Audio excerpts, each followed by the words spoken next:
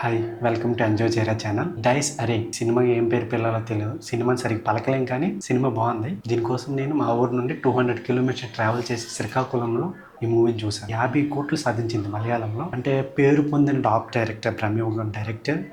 So దీన్ని కూడా తీశారు, మన తెలుగులో రిలీజ్ చేశారనమాట. సినిమా ఎలా అనిపించిందంటే నాకైతే బాగుంది. మీరు ఎందుకు చూడాలి అనే కారణాలు మొత్తం 2 చెప్తాను. ఆ 2 కారణాలు బట్టి చూడొచ్చు. ఎందుకంటే యావరేజ్ గా చూస్తే హర్రర్ సినిమాస్ ఎలా ఉంటాయంటే గత జన్మలో చనిపోతుంది, రేప్ చేస్తారు, చంపేస్తారు, తిరిగి వస్తుంది, రివెంజ్ తీసుకుంటుందని రొట్టె టెంప్లెట్. కానీ ఈ సినిమాలో ఆ కారణం ఏమి చూపించరు, కారణాలు ఏవి చూపించరు, విచ్ ఈజ్ సూపర్. చూపించకపోతే నచ్చదా కదా అంటే చెప్తాను. సెకండ్ పాయింట్ చూసుకుంటే విలన్ ఎవరు, థీమ్ ఎవరు, రియల్ లైఫ్ ఎవరు, వాళ్ళ బ్యాక్గ్రౌండ్ ఏంటి, కనీసం వాడు ఎవడు కానీ చూపించరు. జస్ట్ ఫోటో చూపిస్తారని, అది ఎవరనేది చెప్పకూడదు, స్పాయిలర్ అవుతుంది. ఈ 2 కారణాలు which is different from other films నన్ను బాగా ఎంగేజ్ చేసి నేను అనలైజ్ చేశాను. ఇన్ఫాక్ట్ ఈ అనాలిసిస్ మీకు అవసరం లేదు, కానీ మీరు ఎందుకు చూడాలంటే సినిమా ఇలా 15 సార్లు నువ్వు ఫీల్ అవుతావు. ఎస్, సినిమా ఖచ్చితంగా స్లోగా ఉంటుంది. సోషల్ మీడియాలో అదే బజ్, బయట అందరూ కూడా అదే చెప్తున్నారు, స్లోగా ఉంటుంది. కానీ స్లో ఉంటూ కొద్ది మధ్యలో వచ్చే ఏవైతే ఎలివేషన్ సీన్స్ ఉంటాయో, హై సీన్స్ ఏవైతే ఉంటాయో అవి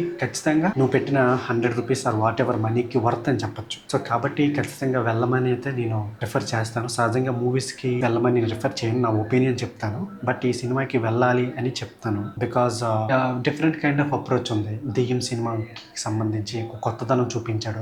ఎందుకంటే డైరెక్టర్కి ఖచ్చితంగా ఒక సినిమాటోగ్రఫీ మీద, కెమెరా వర్క్ మీద, కలరింగ్ మీద, మ్యూజిక్ మీద ఐడియా ఉంటుంది. అలాంటి డైరెక్టర్ 3 కేటగిరీస్లో మంచిగా చూపిస్తాడు.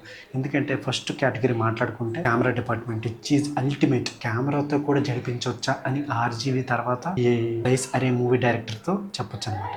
సినిమా స్టోరీ లైన్, చనిపోయిన అమ్మాయి heroine, hero ex lover, of course వాళ్ళ లవర్ చనిపోయిన తర్వాత దెయ్యంగా వచ్చి ఏం చేసింది అనేది స్టోరీ. అఫ్ కోర్స్ ప్రతి సినిమాలో ఉండే లైన్, నిన్ను తీసుకెళ్లే విధానం, సినిమాలో ఆడియన్స్ అనేవాడిని తీసుకెళ్లే విధానం చాలా చాలా బాగుంటుంది. అంటే స్లోగా ఉంటుంది. స్లోగా ఉండడం వల్లనే తర్వాత వచ్చే హైస్ బాగుంటాయి అనమాట. లేదా మన బోయపాటి లాగా ప్రతిసారి డుబ్బు డుబ్బు డుబ్బు డుబ్బు కొని గాల్లో ఎగరేషన్ లాగా ప్రతి సీను అరుచుకుంటూ ఫ్యాన్ గాలి వేసుకుంటూ ఉంటే అప్పుడు ఎక్కదు. సినిమా స్లోగా ఉందన్న వాళ్ళకి నా ఒపీనియన్ ఇది. కలర్స్, కాంట్రాస్ట్ వాల్యూస్ కానీ చాలా బాగున్నాయి. మోహన్ లాల్ కొడుకు అనిపించింది, ప్రణవ్ మోహన్ లాల్ బాగా యాక్ట్ చేశాడు. దెన్ ఎస్, దీనికి మనం ఇచ్చే రాడ్ మీటర్ నిజంగా మనం అన్నిటికీ 8/10 ఇస్తాం. దీనికి 6/10. 6 మీటర్లు దించాడు డైరెక్టర్. సో డైరెక్టర్ సంతకు పోయాడా లేదా పోలేదు. ఎందుకంటే నేను గమనించిన ఒక షార్ట్ చెప్తాను. కెమెరా ఇలా వెళ్తుంది, దాని ముందు మనకి సెటప్ చేస్తాడు అక్కడ దెయ్యం ఉంది అని చెప్పి.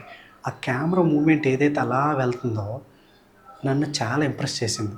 బికాజ్ వి అనలైజ్, దానికోసం మీరు వెళ్ళొచ్చు. అది గమనించట్లయితే సూపర్, ఈజ్ బ్రిలియంట్.